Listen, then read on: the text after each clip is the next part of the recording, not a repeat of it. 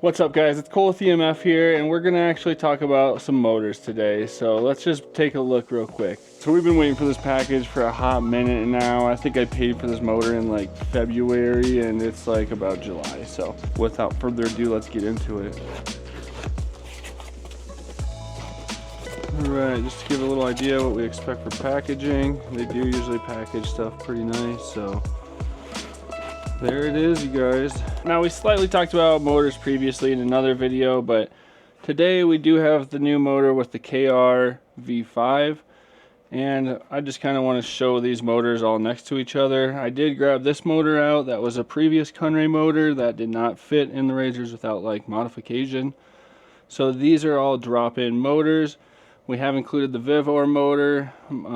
Now this does take some like modification with cutting off the stuff like we have some videos of. So pulling across like our original my 1020, I see like somewhere around 4 3/16. On the FW11 we see closer to 4.5. So we can see it has this lip here that does give us a bigger number around there, and it is smaller, matching that my 1020 size on the inside here. So that smaller diameter actually does let the RSF wheels fit on the MX or the SX bikes with that swing arm, and is drop in, as we can see. So that's pretty sweet. Hopefully the KR5V works with that setup as well.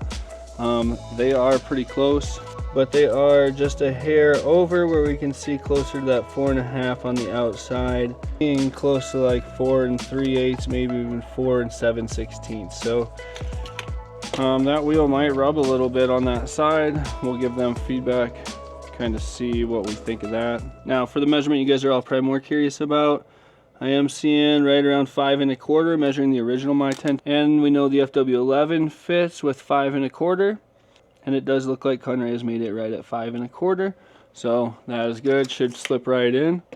Now something else we're going to talk about real quick is like the sprocket size. Now on the FW11 we can see this more custom, bigger, fat looking sprocket. This is a 420 from EMF, but this is the T8F, and we have the 420 options. I think there's the number 35 option somewhere as well, but we don't really see the H25. It would tear it apart. So we want to see T8F at the least, I think, over here, and anything up from there I probably will go 420 with this eventually, because I just don't want to have that issue. Now looking at the KR5V, we do see kind of the same style shaft as their my 1020 motor that they've done. Now on here I believe we have the number 35 sprocket set up right now, and we have the T8F as well that goes on there, and it does look like the same spot on setup as the my 1020 over here, that we have our regular H25 little sprocket, and we have the T8F that can go on there also. So you can see just a huge difference. This little motor wouldn't turn this as well. Now another thing I want to look at, that on the FW11 we can see these wires are all separate, which I do like to see, because separating wires is separating heat. Having the Hall sensor separated is separating mixed signals that could happen from anything going through the phase wires. So we'd like to see that. They've done a great job on the FW11. Kunray has kind of done that. They have their hulls separate than their main phase wires here. I did mention it to them, and I did mention that I would like to see them get rid of the orange wire and go to a black, because that's just kind of obnoxious to me. Now when we look at the hole mounting setup, they are not the same. They did not go with what FW11 did. They have their own bolt pattern. Looks like somewhere around 2 3/8 roughly. The FW11 looks to be somewhere around roughly 3 inches. So there's a difference in the spacing there if you want to bolt down, but they did give you the option. They have their fins on top and have some heat distribution, hopefully. It is the same wiring and the same Kelly or far driver clip that we've been seeing with the Hall sensors as far as waterproof clips go. And guys, I don't have this motor out, but we have kind of compared the B1 stock motor a little bit, and this is also an incredible motor that I've pushed to the limits on a lot of videos on my YouTube, so check that out if you're interested as well. And if you haven't checked it out, I should have a video up here of us doing comparison between Flip Sky and the far driver on the Bomb Moto B1, and we'll be doing it with these motors as well as time goes on. Now this motor, being a $350 to $400 plus motor, does put out a lot for what it's worth. This is an amazing motor. but not everyone's going to be able to afford that, and not everyone wants to keep frying their My 1020 motors that just don't have as much power.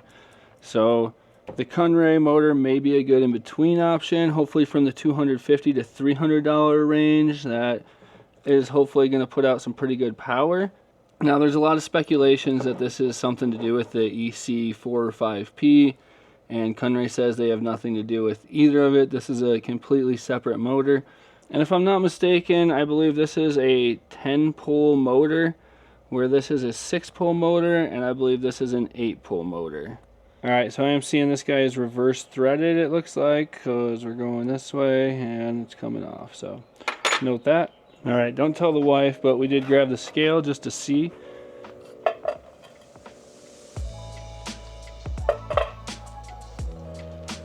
So we're seeing 11.4, it thinks the Kunray is. And we're seeing 12.8 with the FW11. And whatever this motor is 13.6, but I haven't actually ever tried it at all. And they only said it was a 3000 watt, but maybe I should test this out on some other build. If you guys have any other information on these motors or any input, go ahead and comment below. I'd be curious to see what y'all think. As always, guys, thanks for watching. I appreciate y'all, and we'll see you next time. Ride safe out there. Peace.